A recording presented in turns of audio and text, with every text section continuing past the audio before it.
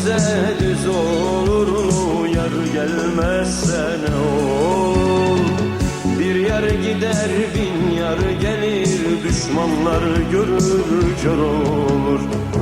Hadi sen git işine de herkes kendi işine. Dağlarımda zulüm var mı? Düşemem yar peşine. Hadi sen git işine de herkes kendi işine.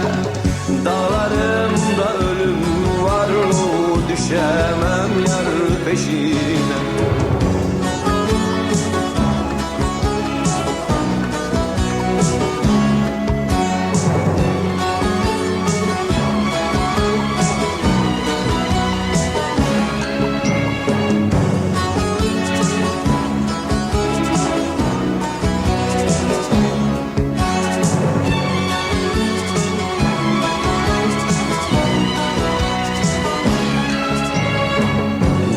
Baykuş kondurmayın, küstürüp soldurmayın.